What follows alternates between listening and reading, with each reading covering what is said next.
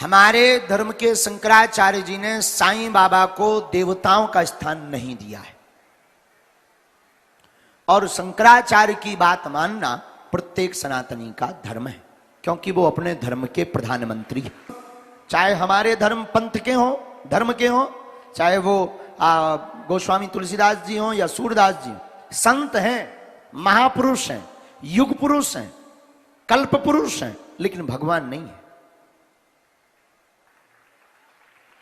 तो अपनी निजी आस्थाओं पर हम बोलने, आप लोगों की अपनी अपनी निजी आस्थाएं, किसी की आस्था को हम ठेस नहीं पहुंचा सकते, और इतना कह सकते साईं बाबा संत हो सकते हैं, फकीर हो सकते हैं, भगवान नहीं हो सकते। तो देखो भाई, ऐसा बोलना भी बहुत लोग इसको कंट्रोवर्सी में ले लेंगे, पर ये बोलना भी बहुत जरूरी हमें लग रहा है। देखो भाई, गीदड़ की खाल पहन करके कोई शेर नहीं बन सकता है। फकीर शब्द तो मुसलमानों में प्रयोग होता है, तो साईं बाबा तो भगवान क्या, वो तो हिंदू भी नहीं है, मुसलमान शब्द से प्रयोग किया जा रहा है, वो तो मुसलमान है।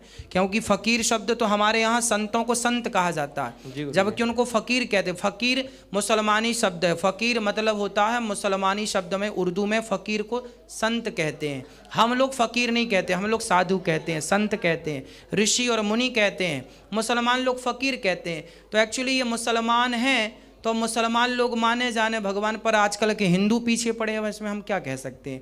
हम लोग साईं के भगवान होने की बात जो प्रचारित की जाती है उसको गलत ठहराते हैं, इसीलिए इस बारे में आप पूछना चाहते हैं, ऐसा समझ करके आपको थोड़ा सा बता रहे हैं।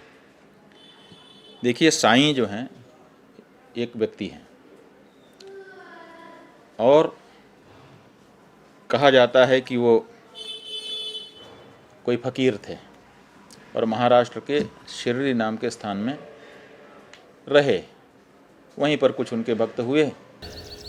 अपने अल्प ज्ञान के कारण वो मेरे परम उत्तम और अविनाशी स्वरूप को नहीं जानते। मुझे हर जन्म में माँ की ज़रूरत पड़ती है, और तुम उसी माँ से मेरी जाति के सूत्र जोड़ने लगते हो। विवादों में पढ़कर परिभाषाएं रचने लगते हो कि मैं हिंदू हूँ, मुसलमान हूँ, सिख, ईसाई, बौद्ध अथवा जैनी हूँ। नहीं नहीं, मैं तो सिर्फ एक मानव हूँ। मानवता ही मेरा धर्म है, तुम्हारा कल्याण ही मेरा कर्म है।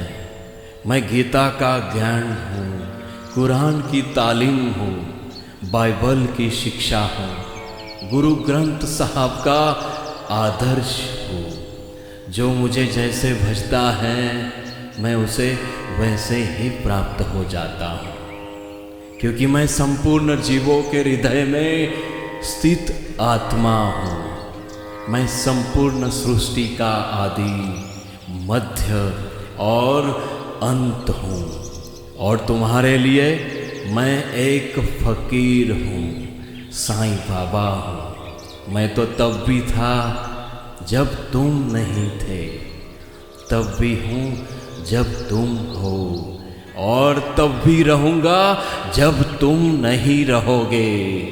एक बार जो भी ज़बान से मुझे नाम लेकर पुकारता है, मैं माया, मोह, पाप, दोष, कष्ट, लोभ, अहंकार से उसकी रक्षा करने के लिए सक्रिय हो जाता हूँ, क्योंकि मैं साईं हूँ, साईं बाबा हूँ। विद्वानों को गर्व होता है, अभिमान होता है अपना विज्ञान का, आपका ज्ञान का, तभी ये भाषा उनके मुंह से आती है। इसीलिए अपने ऊपर गर्व मत करो। भगवान साईं बाबा का जो सबका मालिक एक महान मंत्र दिया है, उसका पुरस्कार करो। सभी को इकट्ठा करके भगवत भक्ति को लगाने का काम अपना है।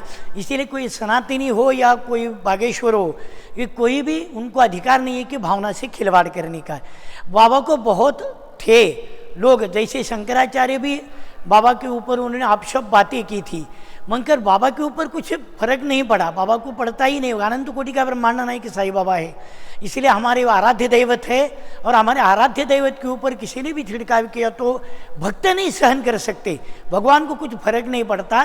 किंतु आपकी अधोगति निश्चित शुरू है, क्योंकि हृदयस्थ भगवान होता है और हृदयस्थ भगवान से साईं भक्तों की दुआएं नहीं तो आपको बद दुआएं लग जाएगी। इसलिए बातचीत करते समय शांति से और अभ्यासपूर्वक बातचीत करने की हमारी विनती है।